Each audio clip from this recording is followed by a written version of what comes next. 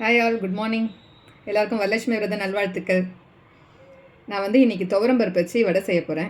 ஆக்சுவலாக இந்த பருப்பு நான் சாம்பார் வைக்கலான்னு சொல்லி ஊற வச்சுருந்தேன். ஆனால் இன்றைக்கி வரலட்சுமி விரதன்றதால வெரைட்டி ரைஸ் செஞ்சால் நல்லதுன்னு சொல்லிட்டு சொன்னாங்க. அதனால் நான் இன்றைக்கி லெமன் சாதம் கொஞ்சம் செஞ்சுருக்கேன்.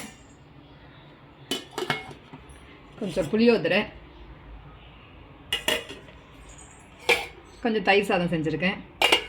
இது 3 சாதம் தான் இன்றைக்கி நான் செஞ்சேன். சாமிக்கு வச்சு சாமி கும்பிட்டாச்சு காலையில். அதனால் இந்த பருப்பை வச்சு நான் வடை செஞ்சலாம் அப்படின்னு சொல்லிட்டு பண்ண போகிறேன். இப்போது அது எப்படி நான் உங்களோட ஷேர் பண்ணிக்கிறேன், வாங்க பார்க்கலாம். இது பருப்பு ஒரு 2-3 மணி நேரமாக ஊறிட்டுருக்கு. ஆக்சுவலி சாம்பாருக்கு ஊற வச்சதால எல்லாம் 1 மணி நேரம் ஊற வச்சாவே போதும்.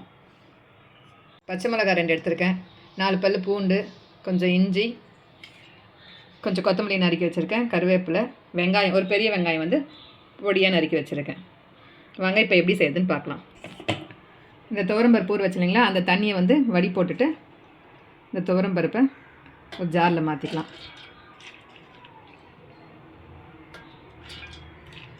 கடலப்பருப்பு வடை எப்படி செய்கிறோமோ அதே போல் தான் இதுவும்.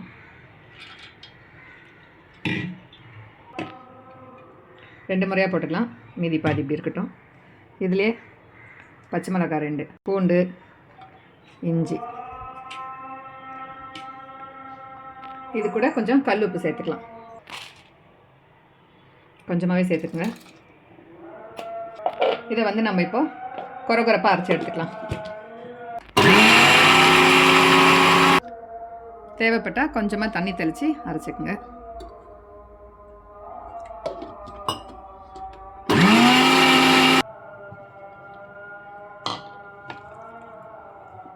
இந்த மாதிரி அரைச்சி எடுத்துக்கோங்க. கொஞ்சம் கொரகொரப்பாக இருக்கட்டும். இதை இப்போ நம்ம வேறு பாத்திரத்துக்கு மாற்றிக்கலாம்.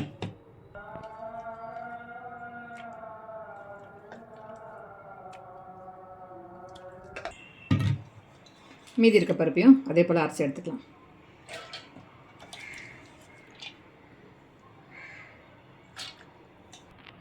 இதையும் நம்ம அரைச்சிக்கலாம்.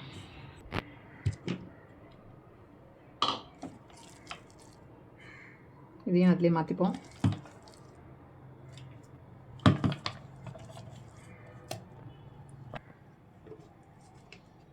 இப்போ நம்ம அரைச்ச பருப்புலேயே சோம்பு இருக்கு இல்லைங்களா, அது கொஞ்சமாக சேர்த்துக்கலாம். நறுக்கி வச்சுருவீங்களா வெங்காயம், அதையும் இதில் போட்டுக்கலாம்.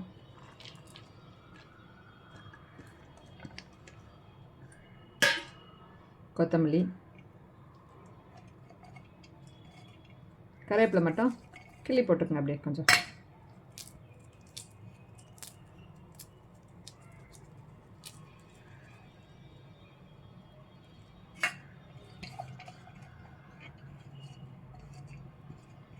உப்பு நம்ம ஏற்கனவே சேர்த்தாச்சு, அதனால் இப்போ எதுவும் சேர்க்க தேவையில்லை. எல்லாம் ஒன்றா சேர்த்து மிக்ஸ் பண்ணிவிடுங்க.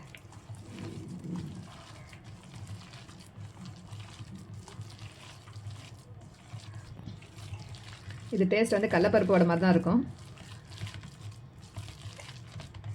நல்லா கிறிஸ்பியாக இருக்கும். அவ்வளோதான், மாவு ரெடியாக இருக்குது. இப்போ நம்ம எண்ணெய் ஊற்றி சுட ஆரம்பிச்சிடலாம்.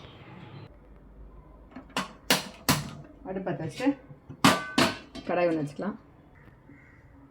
இப்போ நம்ம வடை சுட தேவையான எண்ணெய் ஊற்றிக்கலாம். எண்ணெய் காஞ்சான்னு பார்க்கலாம். காஞ்சிட்டுருக்கு. இப்போ நம்ம போட ஆரம்பிச்சிடலாம். இந்த மாதிரி மாவு கொஞ்சமாக எடுத்துக்கிட்டு நீங்கள் உள்ளங்கையில் வச்சு இப்படி ப்ரெஸ் பண்ணிங்கன்னா இந்த மாதிரி வந்துடும். ஒரு பக்கமாக ஓரமாக விடுங்க.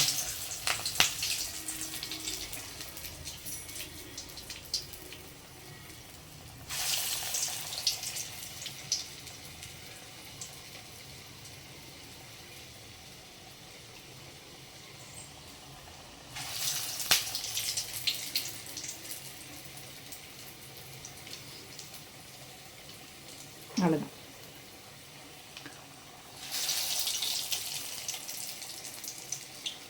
கையில் ஒட்டுற மாதிரி இருந்துச்சுன்னா லைட்டாக தண்ணி தொட்டுக்குங்க. பக்கத்தில் தட்டில் தண்ணி வச்சுக்கோங்க. ஒரே ஒரு ப்ரெஸ் பண்ணிங்கன்னா போதும், அழகாக வந்துடும்.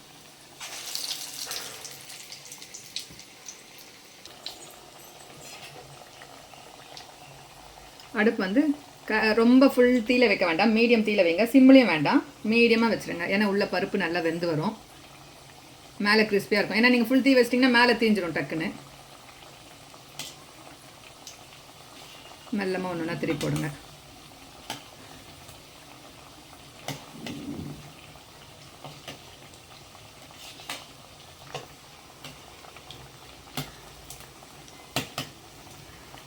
இந்த மாதிரி யாராவது துவரம் பருப்பில் வடை செஞ்சுருக்கீங்களான்னு எனக்கு சொல்லுங்கள், கமெண்ட் பண்ணுங்கள். நல்லாயிருக்கும், சாப்பிட்றதுக்கு டேஸ்ட்டாக தான் இருக்கும்.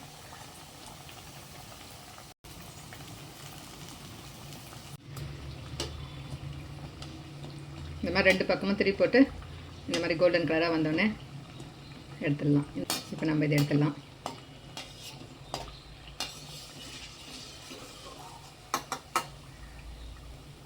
இது மேலே நல்லா கிறிஸ்பியாக இருக்கும், உள்ளே வந்து சாஃப்டாக இருக்கும்.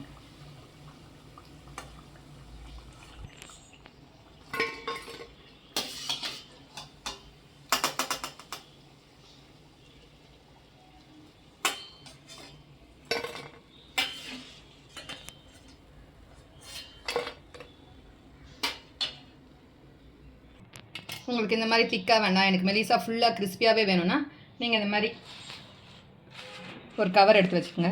கவரில் லைட்டாக வந்து தண்ணி தடவி இது பண்ணிவிடுங்க. மாவை எடுத்து கொஞ்சம் சைஸ் கொஞ்சம் பெருசாக எடுத்துக்கங்க. மாவை நல்லா மெலிசாக தட்டிங்க. இது வந்து ஃபுல்லுமே கிறிஸ்பியாக இருக்கும். சூடாக சாப்பிட்றதுக்கு ரொம்ப டேஸ்ட்டாக இருக்கும். விடுறப்போ ஒரு பக்கமாக வந்து விடுங்க.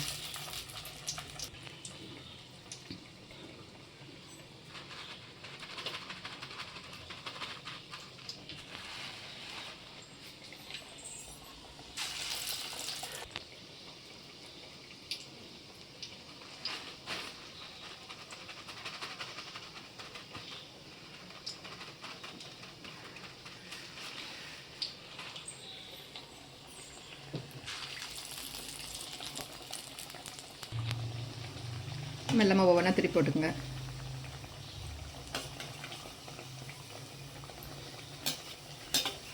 தீ மட்டும் ரொம்ப சிம்மில் வேண்டாம், மீடியம் தீயில் வச்சுருங்க. கரெக்டாக உள்ளேயும் வெந்து வந்துடும். இது வந்து நல்லா கொஞ்சம் நம்ம மெலிசா தட்டிருக்கிறதால கிறிஸ்பியாக இருக்கும் வடை. 2 பக்கமும் அப்பப்போ திருப்பி போட்டு இந்த மாதிரி வந்தோடனே நம்ம எண்ணெய் ஃபில்ட்ரு பண்ணி வடை எடுத்துக்கலாம்.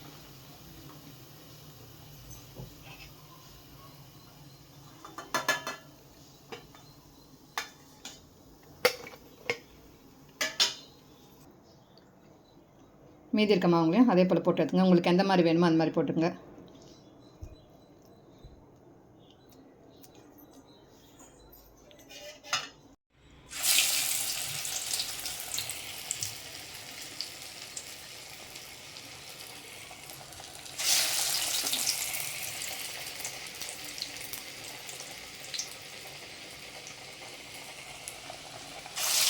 நீங்கள் வந்து பக்கோடா மாதிரி கூட கொஞ்சம் கொஞ்சமாக அப்படியே இப்படி இப்படி கிள்ளி கூட போட்டு எடுக்கலாம்.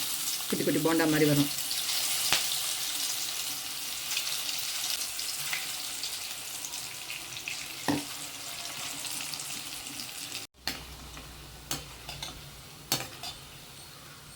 இது வந்து பக்கோடா மாதிரியே இருக்கும் டேஸ்ட்டாக.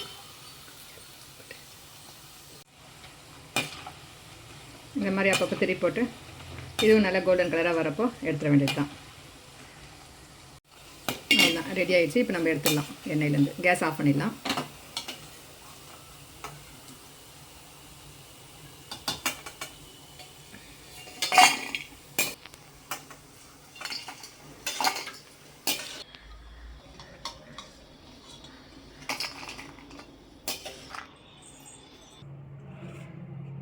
அவ்வளோதான், துவரம்பருப்பு வடை வந்து ரெடி ஆகிடுச்சு. இது பாருங்க, கொஞ்சம் நல்லா திக்காக செஞ்சது வந்து மேலே கிறிஸ்பியாக இருக்கும், உள்ள சாஃப்டாக இருக்கும்.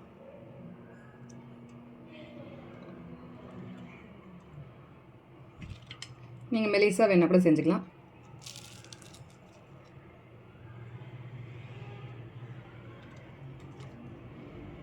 இது வந்து பக்கோடா மாதிரி அப்படியே கிளி கிளி போட்டுட்டேன்.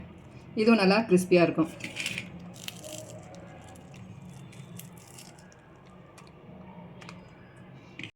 இதில் நம்ம வந்து சோம்பு போட்டிருக்கோம். அது சாப்பிட்றப்ப வந்து அந்த டேஸ்ட் வந்து நல்லாயிருக்கும். இது வந்து எல்லா வெரைட்டி ரைஸ்க்கும் நல்லா சூட் ஆகிற மாதிரி தான் இருக்கும். இந்த வீடியோ உங்களுக்கு பிடிச்சிருந்துச்சுன்னா லைக் பண்ணுங்கள், கமெண்ட் பண்ணுங்கள், ஷேர் பண்ணுங்கள். மறக்காமல் சப்ஸ்கிரைப் பண்ணி எனக்கு சப்போர்ட் பண்ணுங்கள். தேங்க்யூ.